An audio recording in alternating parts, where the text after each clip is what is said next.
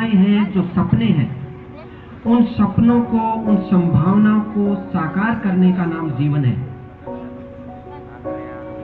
और उनको साकार करने का जो सबसे बेहतरीन माध्यम है वो है हमारी पाठशाला, हमारा विद्यालय। विद्यालय से बेहतर कोई भी ऐसी संस्था नहीं है जो इंसान बनाती हो, जो जीवन निर्मित करती हो।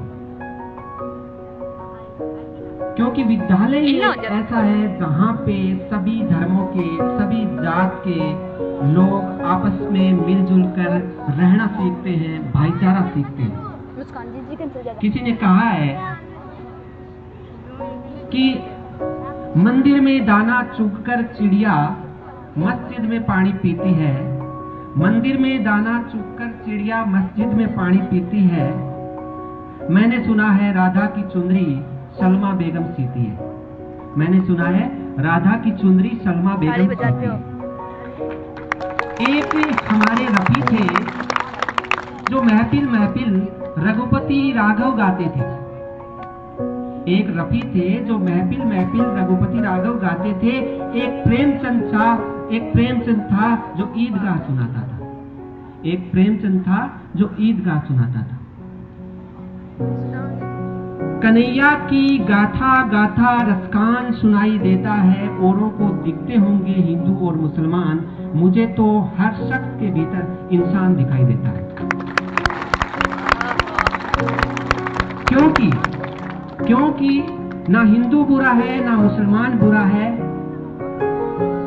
जिसका किरदार बुरा है वो इंसान बुरा है। जिसका किरदार बुरा है वो इंसान बुरा है।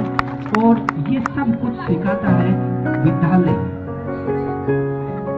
और इसीलिए मेरा ये अपना मानना है, मेरी ये निजी आस्था है कि धर्म हो सकता है आपका व्यक्तिगत विषय हो, लेकिन सार्वजनिक यदि कुछ है तो वो विद्यालय है।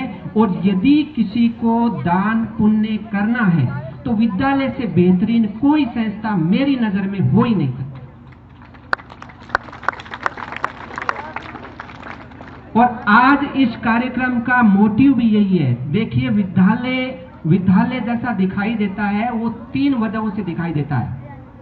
एक, ये जो विद्यार्थी हैं प्यारे प्यारे, उनकी वजह से।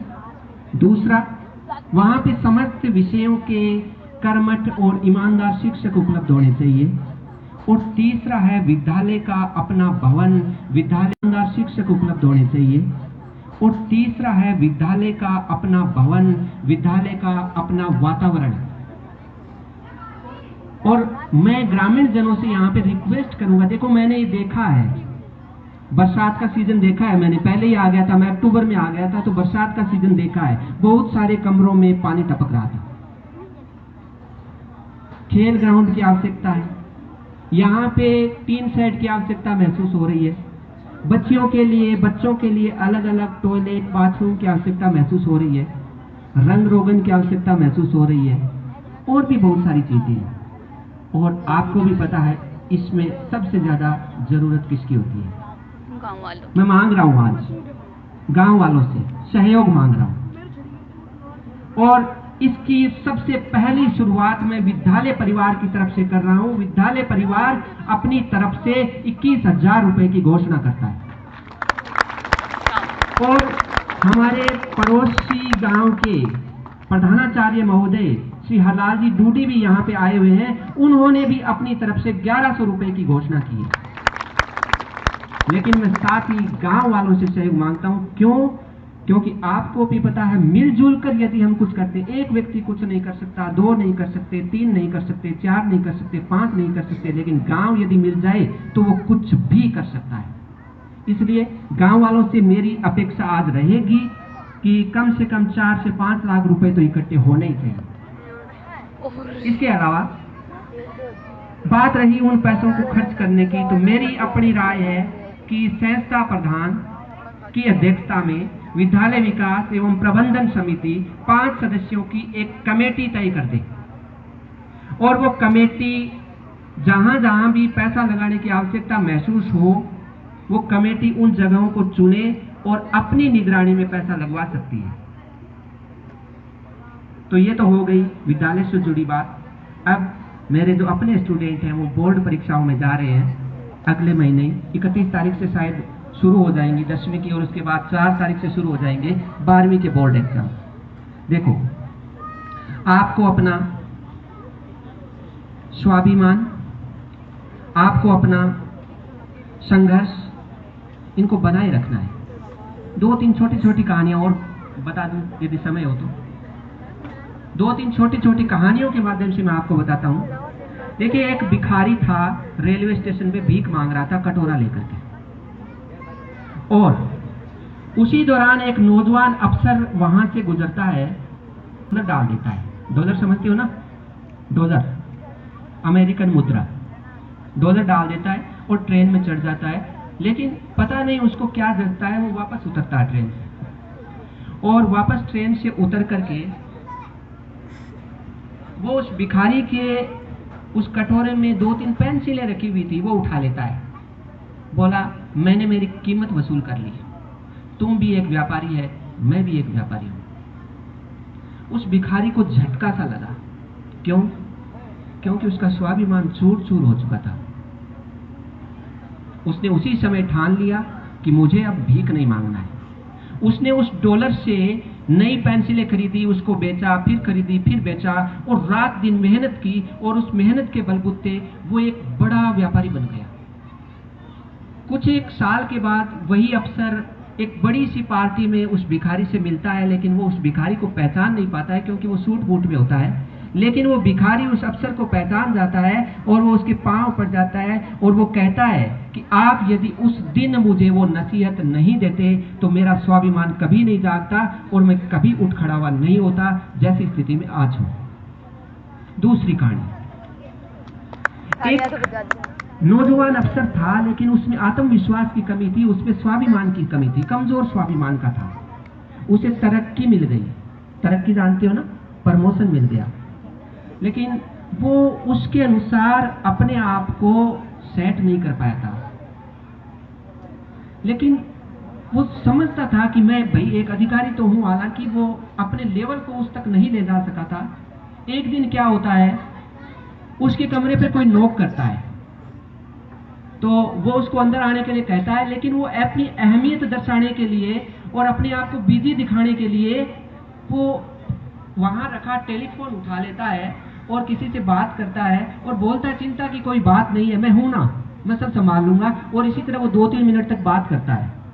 लेकिन इसी दौरान क्या होता है, वो फोन समाप्त करता है और उसके बाद में उससे आगंतुक से पूछता है कि हाँ जी, अब आप बोलिए, आप कैसे आए?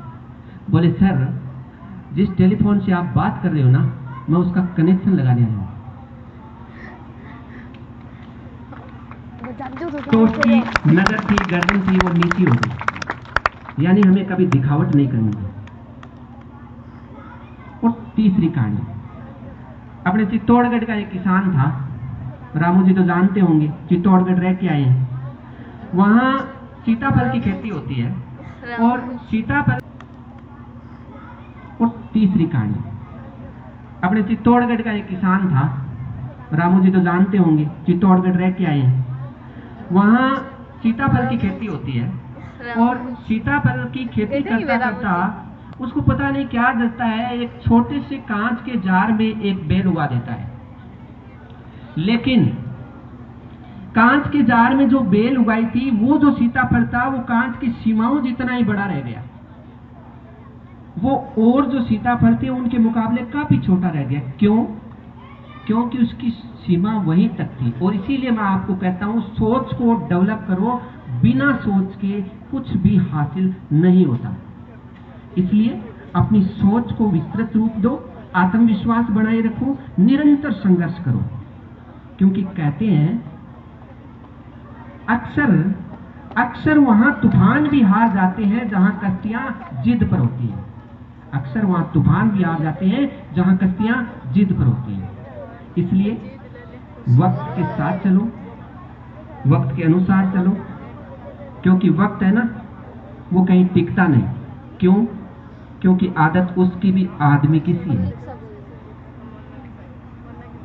तो मेरा स्टूडेंट से, मेरा गांव वालों से यही विनम्र निवेदन रहेगा आज के कार्यक्रम को सार्थक बनाना है। स्कूल स्टाफ की तरफ से 21,000 रुपए,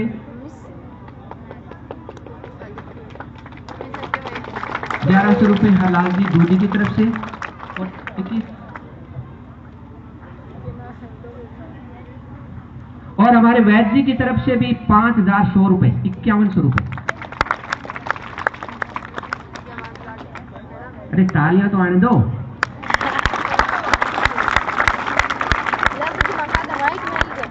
और बहुत बढ़िया, सरपंच साहब महोदय की निधि वेतन से 11,000 रुपए।